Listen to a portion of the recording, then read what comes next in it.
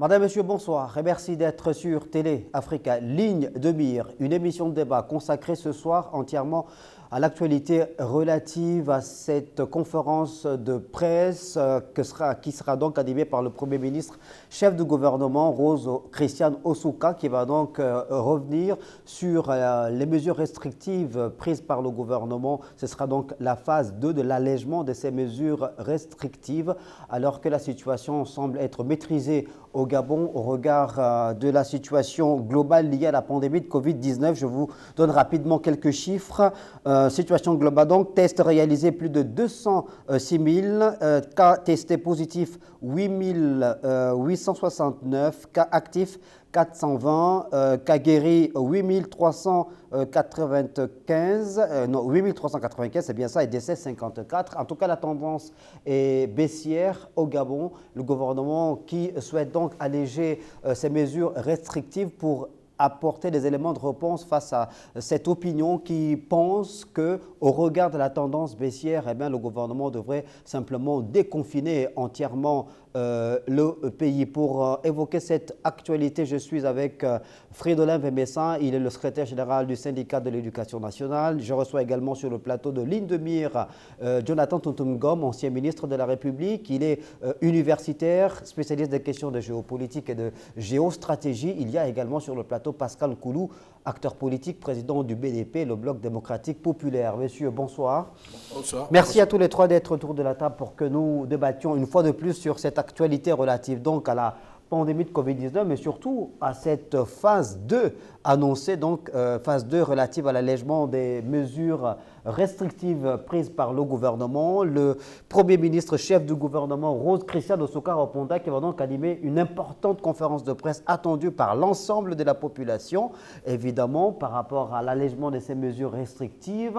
Une conférence de presse qui sera animée au lendemain, on peut le considérer ainsi, de cette sortie sur la place publique de l'archevêché de Libreville, de l'archevêque de Libreville, Monseigneur Patrick Iba, qui à travers un courrier a appelé à l'ouverture. Il a annoncé l'ouverture des lieux de culte en ce qui concerne l'Église catholique au dimanche 25 octobre prochain.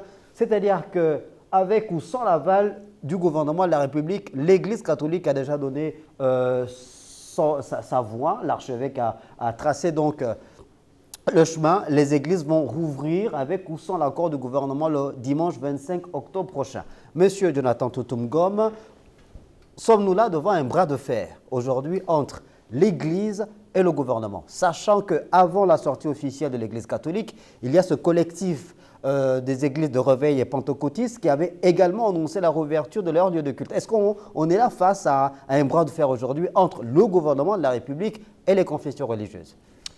Bon, merci encore. Je pense que face à cette question de confinement lié au coronavirus, effectivement, il ne faut pas se voiler la face. Nous sommes là devant un bras de fer, sauf si demain, le gouvernement entend faire parler la raison pour éviter ce bras de fer. Mais à partir du moment où l'archevêque de Libreville a déjà donné de la voix en disant d'une manière ou d'une autre, c'est dans l'esprit, hein, avec ou sans l'aval du gouvernement, eh bien, les églises catholiques notamment, ou bien et l'ensemble des églises chrétiennes vont pouvoir ouvrir dès ce 25. Je pense que nous regrettons un peu cette manière de faire. Mais nous disons que avant cette mise en garde de la part de l'Église, 8 mois après les mesures de confinement, je pense qu'il a manqué un tout petit peu d'exemplarité de la part de certains pans de l'administration. Toute chose qui fait croire que l'Église aurait raison de vouloir se déconfiner, de s'auto-déconfiner. Pourquoi? Nous avons eu quand même quelques exemples qui nous ont prouvé qu'il n'y a pas eu d'exemplarité de la part de certains pans de l'administration. Vous avez au niveau des transports, lors des obsèques de notre compatriote Ndouna à Franceville, un train... Alexis Ndouna, un train qui est parti de Libreville entre Griffes, bondé de monde, pour aller assister à ces obsèques, alors que nous étions en pleine restriction de déplacement par rapport à ce coronavirus. Nous avons, malheureusement, le déplacement du ministre de la Santé à Oyem, où plusieurs centaines, sinon des milliers de personnes ont été regroupées, sans pour autant tenir compte du respect de la distanciation physique ou sociale. Nous avons eu les deux cas, deux bourdes commises par la GR, la garde républicaine.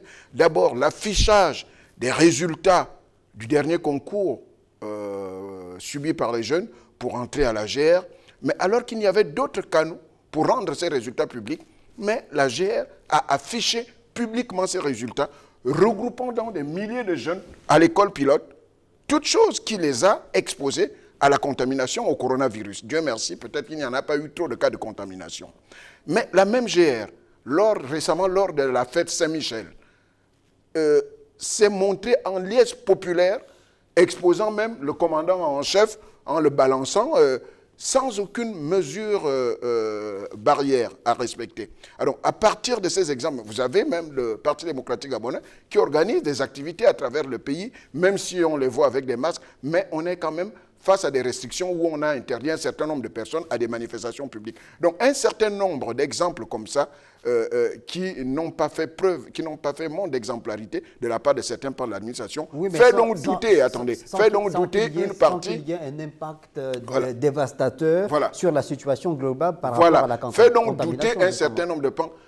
À la limite, ce qu'on interdit aux uns, il ne faut pas qu'on l'autorise aux autres. Donc, de ce point de vue, je pense que c'est ce qui a fait en sorte que certaines personnes commencent à se douter de la sincérité, de l'exemplarité, donc doivent faire montre certaines autorités. Mais, ceci dit en passant, l'archevêque de Libreville ne doit pas oublier qu'il ne peut pas agir en son nom personnel.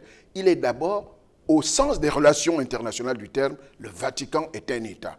Le pape est un chef d'État et de ce point de vue, l'archevêque de Libreville est le représentant du Vatican d'un État au niveau du Gabon. Et à partir de là, cela peut porter atteinte aux relations diplomatiques entre le Gabon et le Vatican. Et c'est en cela que nous appelons au respect des liens diplomatiques et à la prise de conscience par rapport à ce qui peut s'annoncer comme étant un bras de fer, comme vous l'avez dit. Frédolève et Messin, l'archevêque de Libreville, Monseigneur Patrick Iba, qui appelle donc à la réouverture de toutes les paroisses de l'Église catholique le dimanche 25 octobre prochain, mais tout en précisant qu'il faudrait évidemment que ces chrétiens catholiques-là respectent les mesures barrières qui sont prises par l'archevêché de Libreville, c'est-à-dire que ce n'est pas une reprise pour une simple reprise, il y a un ensemble de mécanismes qui ont été élaborés par l'archevêché pour emmener les fidèles à pouvoir respecter scrupuleusement les mesures barrières dans les églises. Donc c'est compréhensif. Oui, à partir de ce que vient le contexte que vient de présenter ou de présenter M. Jonathan, effectivement, l'Église agit par, comment dire, ras-le-bol.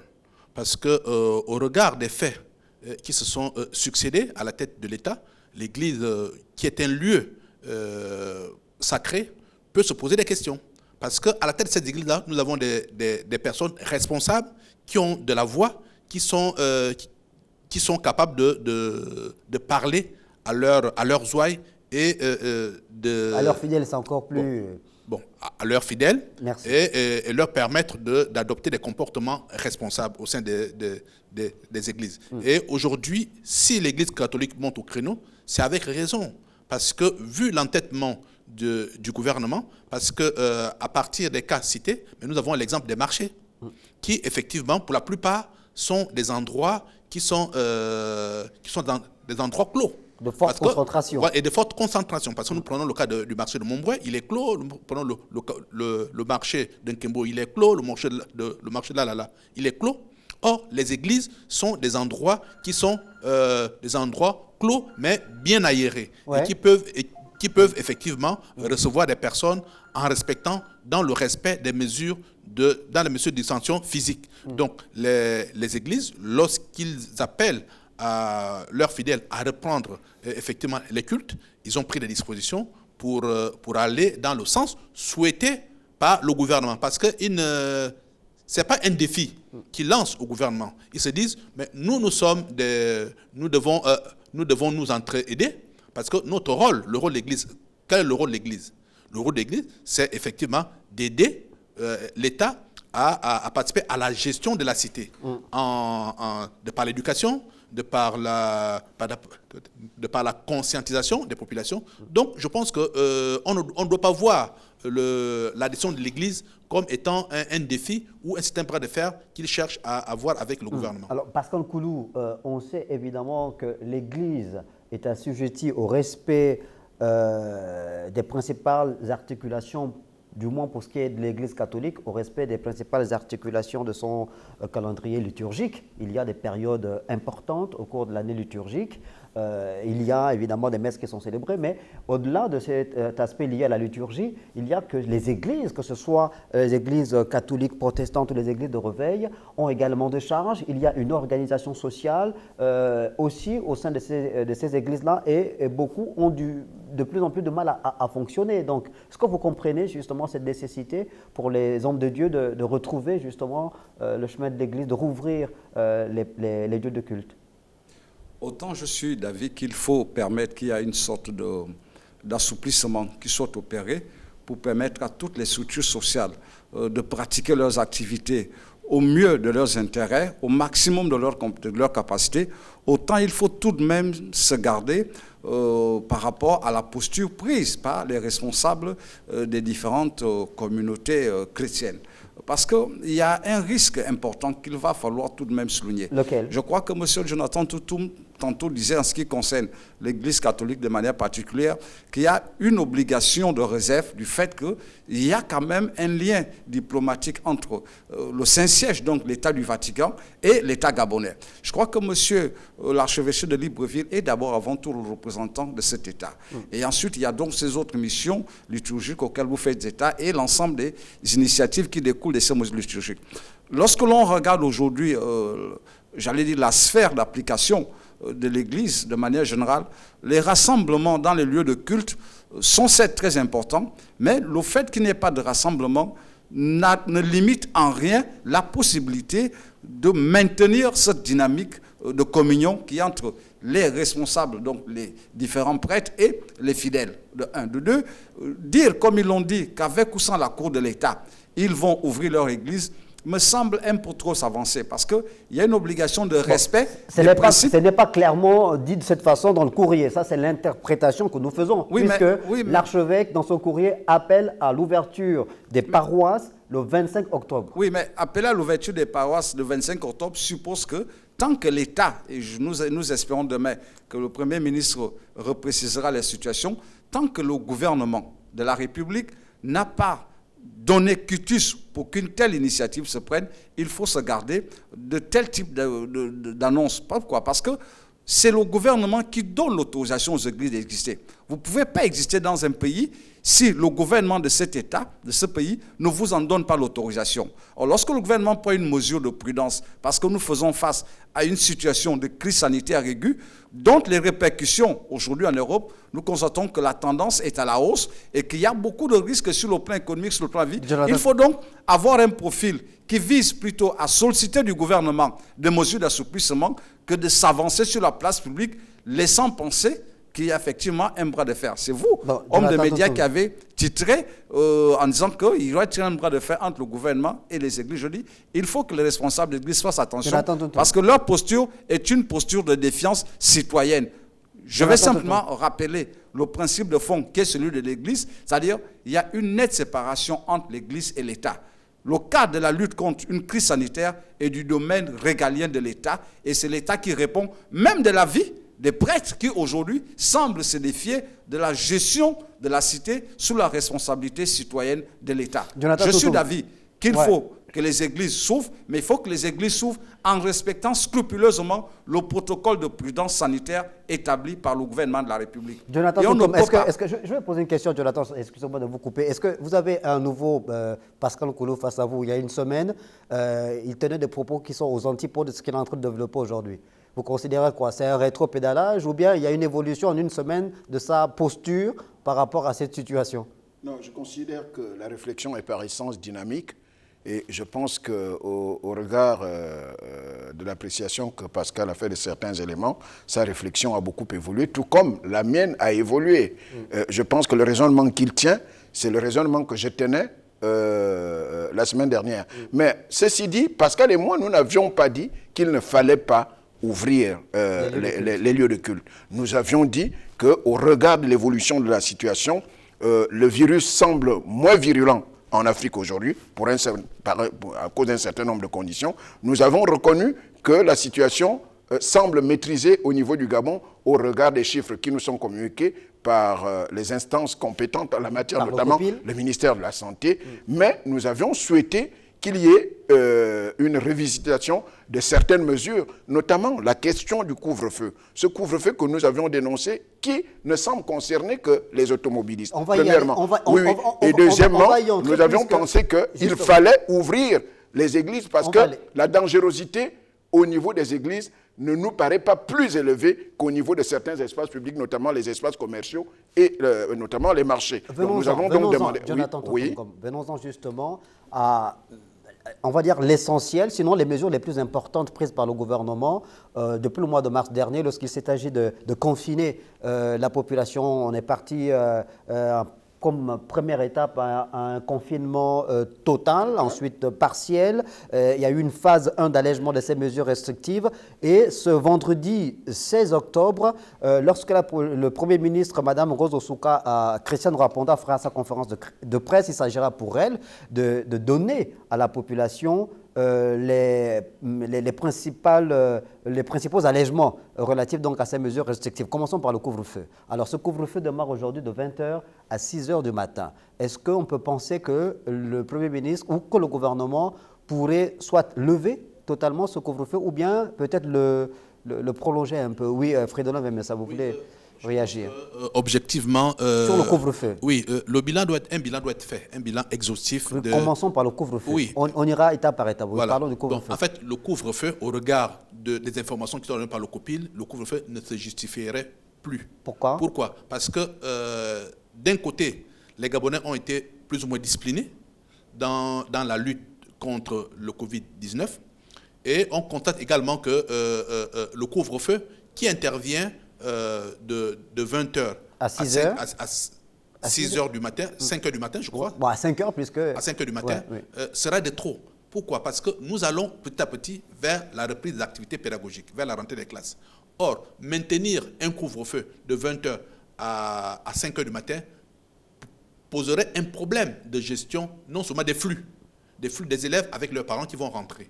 Donc, avec le nombre le parc automobile qui est déficitaire au niveau de Libreville, je pense qu'il est à craindre que les populations se retrouvent dans la rue au-delà de 20 heures. Donc, logiquement, en prévision de la rentrée des classes, en prévision des efforts faits par les Gabonais, donc le couvre-feu doit être levé. Est-ce que vous partagez le même point de vue par rapport à la levée du couvre-feu, et les autorités et les militaires, en fait, les forces de défense et de sécurité vont rester dans leur rôle régalien de protéger les personnes et les biens. Pascal Koulou, sur la levée du couvre-feu. Je crois que... Faut-il lever le couvre-feu? Je crois que quand on s'en tient à l'effectivité, la mobilité des gens aujourd'hui, le couvre-feu sur son aspect actuel n'a plus de raison d'être. Il faut par contre renforcer les mesures de contrôle au niveau des frontières. Mais à l'intérieur du territoire national, le couvre-feu est devenu un handicap. Pourquoi? Parce qu'on a tout un pan d'activités économiques qui ont été gelées et depuis lors, nos compatriotes qui exercent dans ce qu'on appelle l'économie de nuit sont dans une situation de détresse sociale. Je crois qu'il faut en tenir compte. C'est un élément qui plaide pour que ce couvre-feu soit levé ou alors... Quand on sait que, pour poursuivre dans votre logique, quand on sait que beaucoup de familles vivent de cette activité pour permettre à leurs enfants de se scolariser dans les établissements publics et privés du pays. Donc, priver une mère de famille de son activité lucrative de nuit, ça veut dire que quand vous militez pour la levée totale du couvre-feu, ça veut dire même pas qu'il y ait une rallonge des horaires, qu'on parte...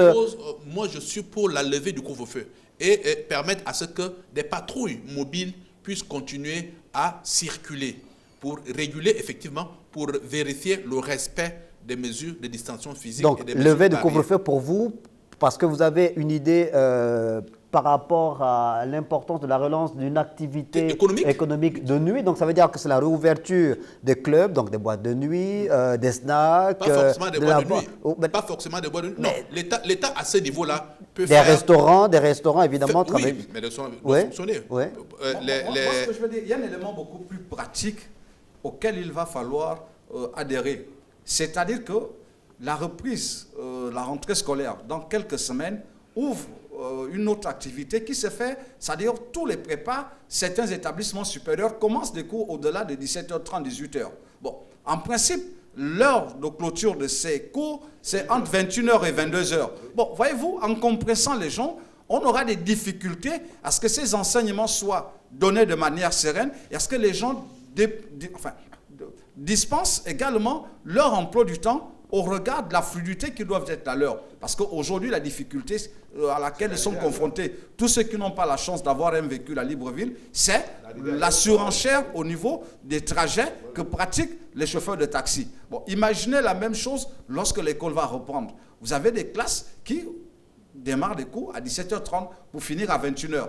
Il leur restera combien de temps pour arriver à leur domicile et surtout les enseignants. Donc je crois qu'il faut totalement lever le couvre-feu et tenir compte de ce que les Gabonais aujourd'hui sont conscients de ce que cette maladie, enfin, cette épidémie fait beaucoup de ravages et la discipline citoyenne a beaucoup aidé à la maîtrise des uns des autres. Jonathan Toutoum, il y a quand même un point important par rapport à cette situation, c'est le secteur éducation, évidemment, ou l'enseignement. C'est le secondaire et l'enseignement supérieur. Donc il y a les élèves qui vont au lycée, au collège, il y a les étudiants qui sont dans les universités et les grandes écoles. Comment est-ce que le gouvernement pourrait justement réussir à trouver la bonne formule pour éviter que ce pan-là ne soit impacté négativement par ces mesures? Si jamais... Non, je ne peux pas vous dire ce que le gouvernement pourrait faire. Moi, je n'en fais plus partie. Je ne suis pas porte-parole. Non, mais je sais. Mais ce que nous disons, c'est que ce qui est valable, comme Pascal Koudou l'a souligné, ce qui est valable pour les écoles primaires et secondaires, notamment la question des prépas, l'est aussi avec acuité au niveau des universités. Vous savez que les effectifs ont quasiment quadruplé. Nous avons aujourd'hui, au niveau des premières années d'université qui vont commencer, nous avons presque 4 promotions. Les anciens redoublants, le deuxième groupe de redoublants de l'année dernière, la génération de bacheliers de l'année dernière et la génération de bacheliers de cette année. Ça vous fait environ 4 générations dans les licences 1, dans les universités aujourd'hui. Or, je pense que la dotation en infrastructure, notamment les amphithéâtres, n'a pas suivi, n'a pas évolué. Et donc, nous avons aujourd'hui une question qui nécessite beaucoup d'ingéniosité pour pouvoir maintenir, sinon maîtriser ces flux d'étudiants et d'élèves. Donc, de ce point de vue, nous pensons que le gouvernement devrait pouvoir prendre des mesures, notamment la levée totale du couvre-feu. Parce que les cours, par exemple, à l'université, en temps normal, vont jusqu'à 21h30, 22h. Or, au regard des effectifs aujourd'hui, et du très peu d'enseignants, même si vous divisez les niveaux en plusieurs groupes, on ne pourra pas tenir. Donc, il faut rallonger les journées de cours. Tout comme au niveau du secondaire, et Fridolin, je pense qu'il est bien placé pour en parler, tout comme au niveau du primaire et du secondaire, je pense que Pascal l'a dit tout à l'heure lorsque nous étions dans les coulisses, il faut rallonger l'année. Si on passe par le système de mi-temps et par le système turnover, les élèves risquent de ne pas avoir le même volume horaire de cours durant les 9 mois. Donc il va falloir prolonger un tout petit peu l'année, donner une marge pour que tous les groupes, pour arriver à décongestionner les salles de classe, pour maîtriser les effectifs, il faut rallonger l'année scolaire. Parce qu'il va falloir avoir des mesures qui fassent que, à défaut d'avoir des structures d'accueil, mais il va falloir saucissonner entre plusieurs flux. Donc, de ce point de vue, il faut lever le couvre-feu. Dernière chose à dire, c'est que est-ce que ce couvre-feu s'est justifié? Est-ce qu'il a eu un impact? Pourquoi? Parce que le moment dans la journée c'est 24 heures. Le moment dans la journée où il y a une pression populaire, c'est quand même entre 6 heures et 18 heures. Or, le couvre-feu qui part de 20 heures à 6 heures du matin, de mon point de vue, n'avait véritablement pas un impact au niveau de la lutte contre la propagation du coronavirus. Si on regarde le nombre d'activités nocturnes qu'il y a et les flux de population au niveau nocturne. Et vous aviez eu des cas où ce couvre-feu n'a beaucoup plus concerné que les automobilistes qui étaient contrôlés à tout bout de champ, créant dans des embouteillages, alors que les piétons, ceux qui n'ont pas de véhicule, vaquaient normalement à leur occupation. Vous avez des échoppes qui sont fermées devant, mais derrière, tout était ouvert, y compris avec des forces de sécurité de l'ordre qui étaient avec des Jonathan professionnels. Sotombo, vous êtes en train d'employer... ce que je Vous employez constate parce que l'imparfait. j'habite. Vous employez l'imparfait. Tout était... Oui. Tout est ouvert, pas été.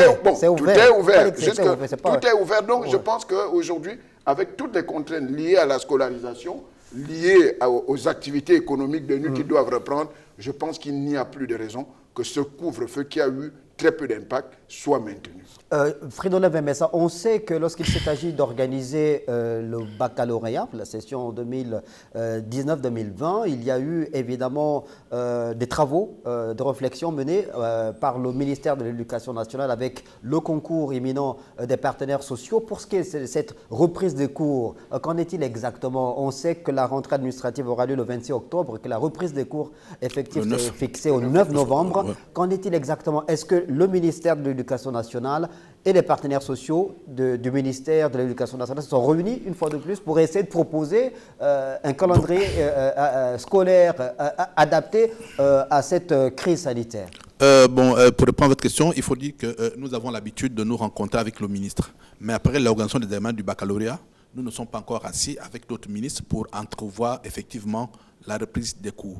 Bon, cette réunion, nous l'avons appelée de tous nos voeux et nous pensons que des jours qui suivent, le ministre va nous recevoir pour que nous puissions lui donner notre point de vue, nos stratégies pour amorcer cette rentrée des classes qui s'annonce très difficile.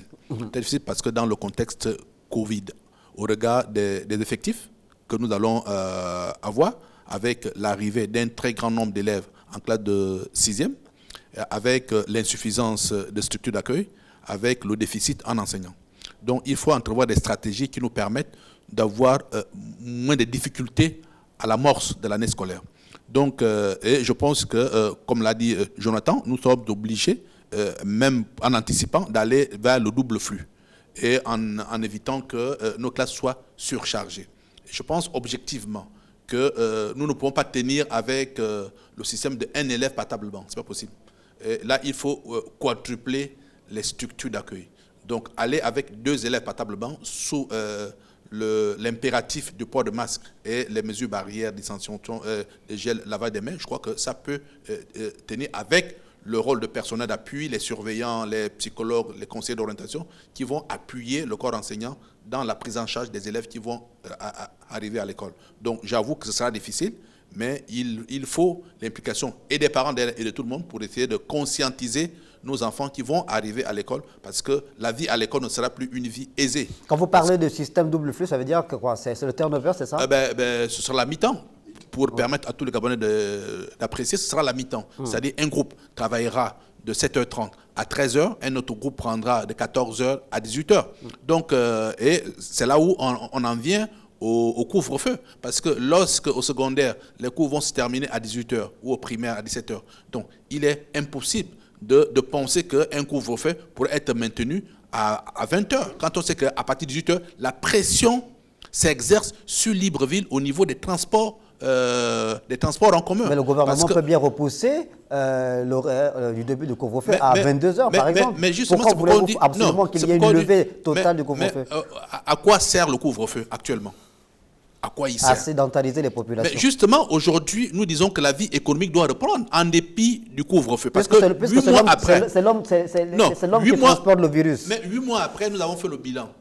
8 mois après, on a dit le Gabon a, je peux dire, quand même, un taux de contamination pas dramatique. Une situation maîtrisée. Voilà, maîtrisée, ouais. Avec...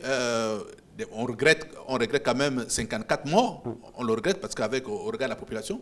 Mais nous disons que le Gabon, avec la participation des citoyens, a fait un effort considérable de responsabilité face à la maladie. Et il faut le souligner. Et il faut poursuivre dans cette logique en responsabilisant les populations. Parce qu'aujourd'hui, interdire à quelqu'un de se rendre habitable avec et faire préalablement un test, ne se justifie pas. D'accord. Donc, on a parlé longuement du couvre-feu, de la nécessité pour vous de le lever totalement pour permettre à un ensemble de populations cibles, notamment les étudiants, les élèves, de pouvoir... Et des parents vaquer d'exercer leur activité à qui leurs permettent occupations de nourrir sainement. leurs enfants. Et pour ce qui est pour ce qui est de certains opérateurs économiques, on l'a dit, les restaurants, il y a des restaurants qui n'ont pas de terrasse, qui sont toujours fermés. Il y a les bars, évidemment. Il y a les bars, il y a les troquets, donc il y a les snacks, il y a d'autres activités commerciales qui sont entre parenthèses en ce moment. Pascal Koulou,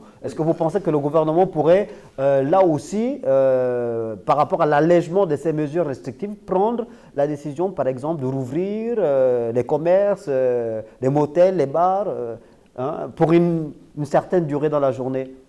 Bon, tout en parlant du tout économique, il faut regarder les activités qui, lorsqu'elles seront autorisées, peuvent être des facteurs de contamination. Bon, je pense que lorsque l'on regarde également l'intitulé de la conférence de presse du Premier ministre de mai, il s'agit de la seconde phase d'allègement. Donc, des mesures, des annonces importantes vont certainement être faites.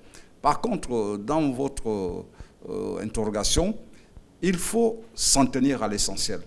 L'essentiel aujourd'hui, c'est d'abord que tous ceux qui vivent de cette économie à la fois un peu informelle mais structurée aient de quoi participer à leur gestion quotidienne, donc à leur propre intendance, mais également participer à renforcer le socle, donc l'assiette fiscale de l'État. C'est important. Et dans notre pays, on ne peut pas se dispenser d'un secteur de manière prolongée sur le temps parce que ça a une incidence sur la vie des compatriotes. C'est important. Bon, quels sont les types d'activités qui peuvent être autorisées? Je crois qu'aujourd'hui, le gouvernement aurait eu à gagner en faisant des phases d'expérimentation, comme ça s'est fait dans la plupart des pays. On a ouvert les cafettes, c'est-à-dire les salons de thé, en autorisant qu'il y ait des services sur la terrasse, mais on aurait pu, par des études appropriées, voir quelles sont les dispositions que les responsables donc, des restaurants, des hôtels peuvent être pris. Parce que s'il n'y a pas de mesures, comment voulez-vous aujourd'hui que les hôtels soient fermés? Bon, si vous avez un voyage à effectuer... Non, mais il y a quand même des mesures qui ont été prises. Il y a aujourd'hui des restaurants, lors de la première phase d'allègement, il y a des restaurants avec terrasse qui ont rouvert. Il y a un protocole sanitaire qui a été élaboré par le gouvernement. Le même protocole peut s'observer à l'intérieur, parce qu'il y a des restaurants qui n'ont pas de terrasse. Oui. Cela... Tout est lié. Tout est lié. Parce que lorsqu'on demande le déconfinement, c'est pour permettre à ce que les forces de sécurité ne soient plus statiques, ne soient plus dans des corridors, pour qu'ils se déplacent ou dans des checkpoints.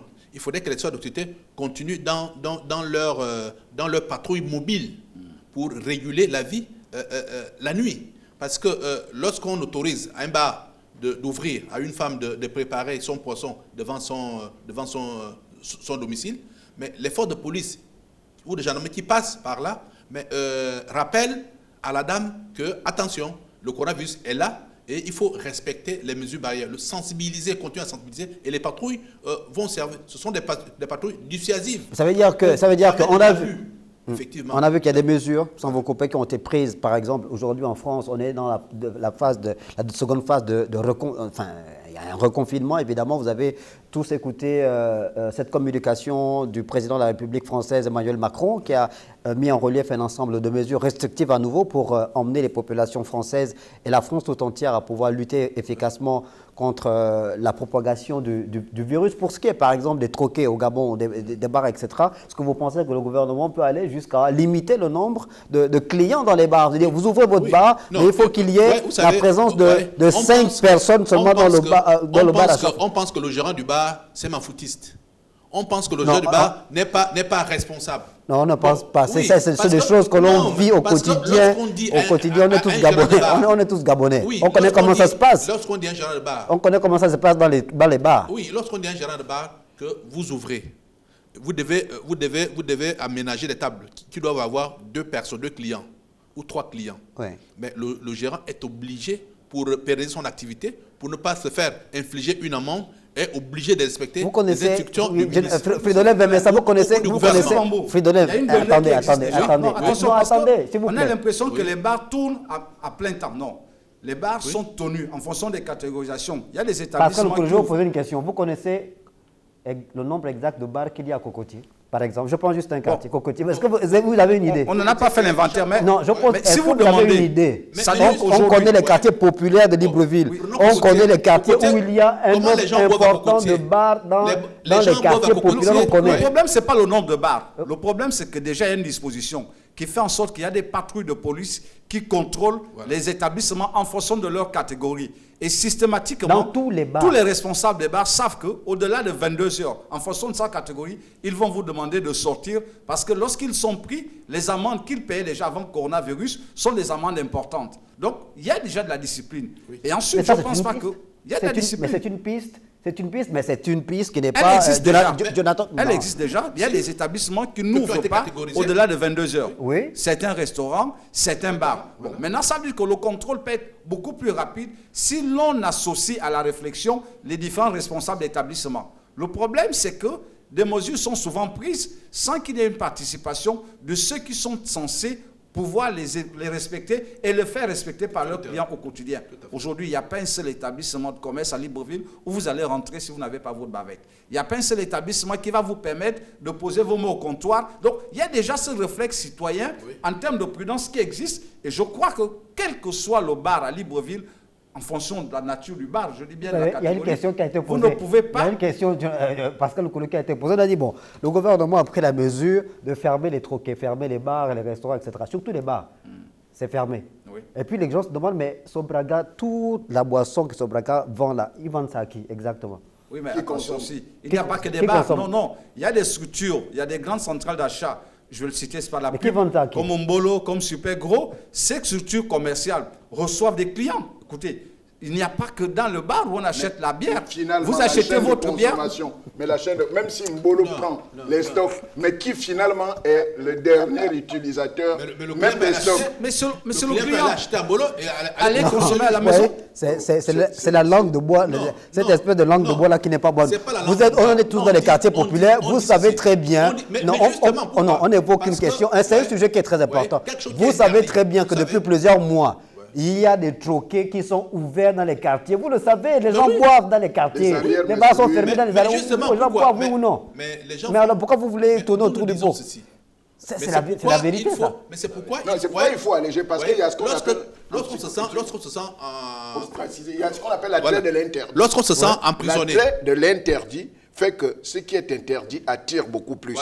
Le fait que les bars soient fermés alors que c'est une activité qui fait vivre des familles entières, eh bien, les gens ont trouvé des stratagèmes pour pouvoir ouvrir, mais pas au vu, au su des autorités. C'est pourquoi les arrière-boutiques, les arrière-maisons de ces bars-là fonctionnent en plein temps. Or, ce que dit Fridolin, c'est que si on ouvre en y imposant des mesures restrictives et de contrôle, à ce moment-là, on va amener les tenanciers de ces bars-là à une certaine discipline citoyenne. Or, si vous maintenez fermé, c'est comme la question de l'immigration. Plus les frontières de votre État sont fermées, plus vous avez à gérer des flux de migrants clandestins. Mais par contre, lorsque vous ouvrez, quelqu'un sait qu'il peut entrer dans votre pays et ressortir sans qu'il y ait trop de restrictions. C'est pourquoi vous voyez des pays où parfois les gens ils rentrent, ils sortent, l'activité se développe. Or, la question de dire on ferme les frontières de peur d'être envahi ne tient pas. C'est la question des bars aussi aujourd'hui. Si on sait que c'est fermé, mais les gens ils trouvent des stratagèmes, ils boivent derrière, et là, le danger est beaucoup plus élevé. Mais à la limite, si on ouvre en y imposant des mesures barrières, à ce moment-là, même les tenanciers vont être à une certaine discipline. On ira peut-être vers cet allègement-là, réouverture donc des bars ou des restaurants qui devront ouvrir jusqu'à une certaine heure de la nuit. Ou vous pensez que ces commerces-là devraient rester ouverts jusqu'au matin, même si on lève le couvre-feu? C'est justement parce qu'il y a une absence totale d'organisation. Quelle que soit la zone de Libreville, en tout cas je parle de Libreville parce que je connais bien, après 22 heures, une certaine catégorie de bars sont tenus de fermer.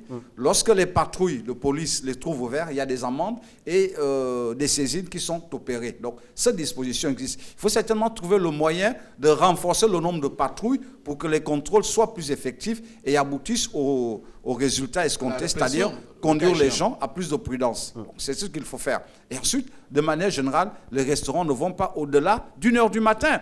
Vous allez dans n'importe quel restaurant de la place, à Libreville, l'heure autorisée, c'est limite 23 h 30. où vous pouvez peut-être encore penser être servi. Donc, au-delà de tout ça, je crois qu'il faut permettre aux compatriotes qui sont à la fois responsables de ces établissements et ceux qui y travaillaient de retrouver une vie normale. Parce qu'en l'état, et là je le dis, le gouvernement n'a pas pu apporter des réponses devant pallier aux problèmes de la situation sociale de ces personnes.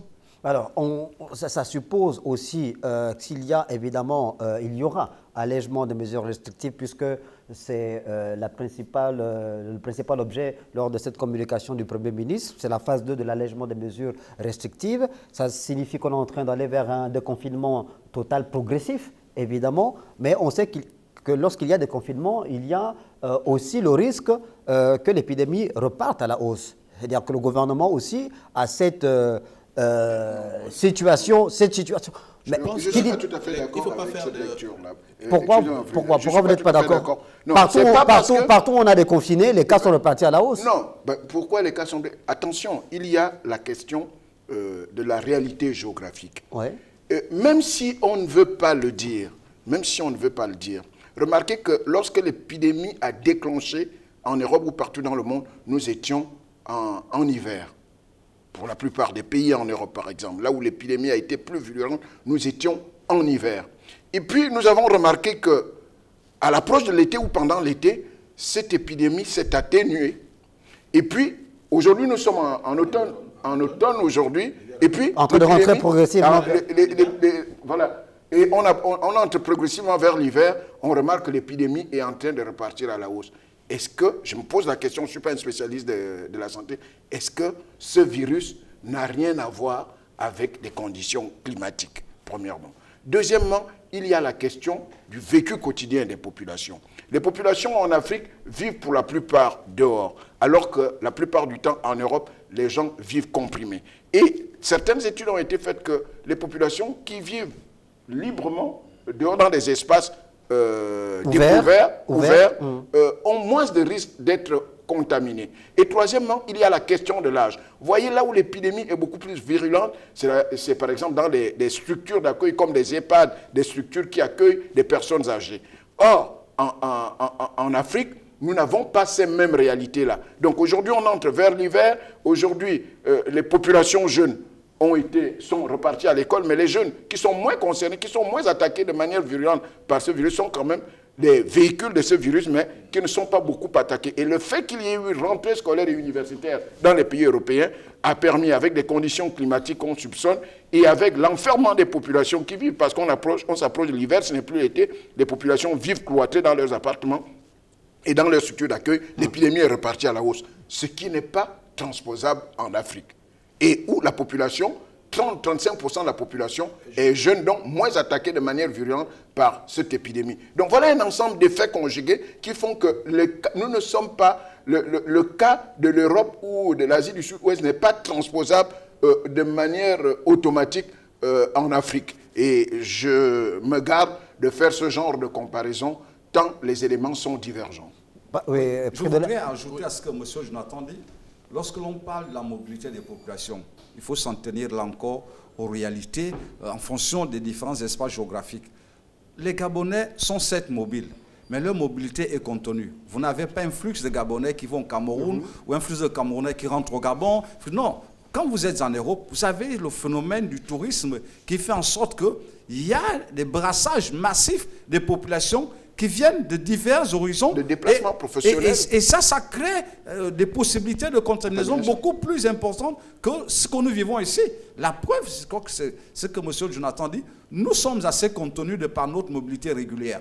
On sait, a priori, que 80 ou 50% des populations de Libreville font entre boulot-maison. Mais on ne verra pas un dépeuplement massif de la population de Libreville parce que c'est la période des vacances, les gens vont ainsi de suite. Je crois que toutes ces choses, malheureusement, notre gouvernement n'a pas suffisamment mis à l'exergue les possibilités d'études pour que nous soyons capables d'anticiper. Et je vais rapidement lever l'équivoque. La dernière fois, je n'ai pas dit qu'il fallait que les églises ouvrent contre l'avis du gouvernement. Je dis les églises devaient ouvrir parce que là encore, nous en sommes à en parler de cette situation. Les églises peuvent participer à une information citoyenne et à ordonner les comportements civiques et citoyens des populations. Mais je ne suis pas d'avis que les responsables d'église pensent pouvoir par eux-mêmes, je ne sais pas par quel pouvoir, décider du fonctionnement de leurs églises dans un État. Ça, je suis contre cela parce que je suis fondamentalement républicain et je crois aux lois de mon pays qui sont des lois justes. Il n'y a pas une volonté de réduire les églises au silence, il y a seulement une volonté de s'assurer que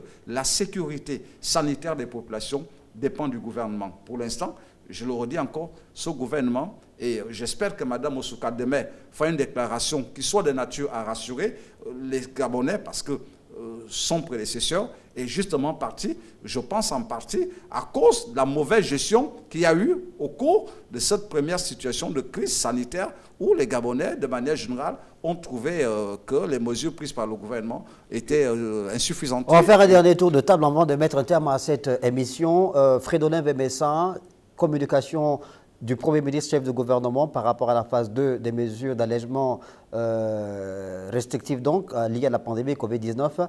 Les attentes, selon vous? Bon, les attentes des populations sont nombreuses.